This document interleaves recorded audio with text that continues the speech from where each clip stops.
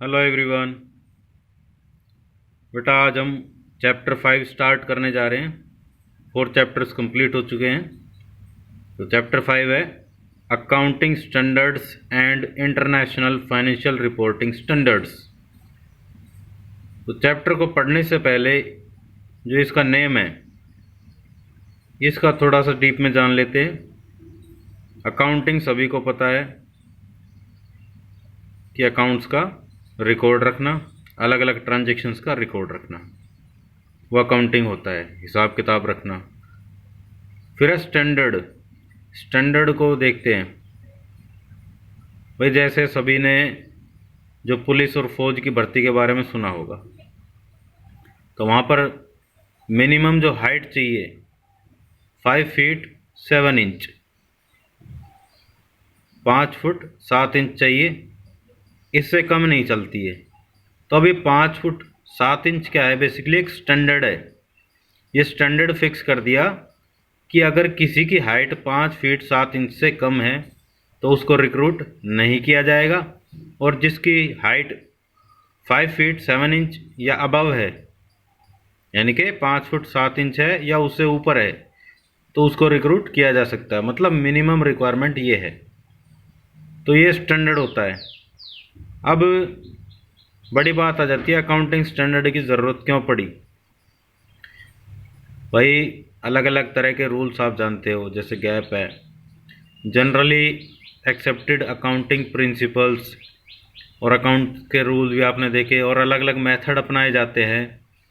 जैसे आपने मशीनरी खरीदी, तो मशीनरी खरीदते हैं, उसकी एक पर्टिकुलर लाइफ होती है, धीरे धीरे उस पर डेप्रिसिएशन लगता जाता है, यानी कि उस पर घिसावट लगती जाती है, तो उसकी वैल्यू कम होती जाती है। अब ये घिसावट लगाने के अलग अलग मेथड है, और ये बेसिकली मेथड क्यों अपनाए जाते हैं? ताकि आप एग्जैक्टली ये जान सको कि आपकी मशीनरी की एग्जैक्ट वैल्यू क्या बची है, और उस डेप्रिसिएशन घटाने से आपके प्रॉफिट्स पर फ़र्क तो पड़ता ही है, तो आपके एग्जैक्ट प्रॉफिट्स और लॉसेस कितने हैं। अब बड़ी बात आ जाती है, कोई किसी मेथड को अडॉप्ट करता है, कोई किसी मेथड को अडॉप्ट करता है। तो बेसिकली ये अकाउंटिंग स्टैंडर्ड्स इशू किए गए, और हर एक देश में एक इंस्टीट्यूशन होता है। जैसे कि इंडिया में ICAI है, institute of chartered accountants of India. It was established on 1949, 1949 में ICAI एस्टेब्लिश हुआ। ऑल ओवर इंडिया जितने भी गाइडलाइंस है, वो सारी चीज़ें टाइम टू टाइम ICAI ही जारी करता है। अलग अलग देशों में भी ऐसे ही ऑर्गेनाइजेशन होता है। तो अकाउंटिंग स्टैंडर्ड क्या है, बेसिकली ये एक पर्टिकुलर फॉर्मेट बताने के लिए और एक पर्टिकुलर मेथड को अडॉप्ट करने के लिए जो गाइडलाइंस जारी की जाती हैं, वो ICAI करता है। इससे क्या है कि सभी के अकाउंट्स में यूनिफॉर्मिटी होती है। यूनिफॉर्मिटी का मतलब समरूपता, ताकि सबके रिजल्ट्स को कंपेयर किया जा सके, और कौन सा ऑर्गेनाइजेशन प्रॉफिट में चल रहा है, कौन सा लॉस में चल रहा है, किसकी कंडीशन कैसी है, ये सारी चीज़ें मेज़र की जा सकती है। तो ये बेसिकली एक स्टैंडर्ड तय कर देते हैं। जैसे जर्नल का फॉर्मेट आपने देखा, लेजर का फॉर्मेट आपने देखा, अब इनके अलावा कोई और इसको नहीं कर सकता। मतलब फॉर्मेट यही रहेगा। अगर कोई भी कुछ जर्नल बनाएगा तो उसका भी वही फॉर्मेट रहेगा। ठीक है, ऑल ओवर इंडिया कहीं भी कोई जर्नल बनाता है तो सबका फॉर्मेट सेम रहेगा। तो ये अकाउंटिंग स्टैंडर्ड होता है कि मिनिमम रिक्वायरमेंट इतनी, मतलब इससे मैच होना चाहिए। ये नहीं है कि अपनी मर्जी से कुछ भी कर दिया। फिर उसके बाद है and international financial reporting standards, इसको शॉर्ट में IFRS भी बोलते हैं।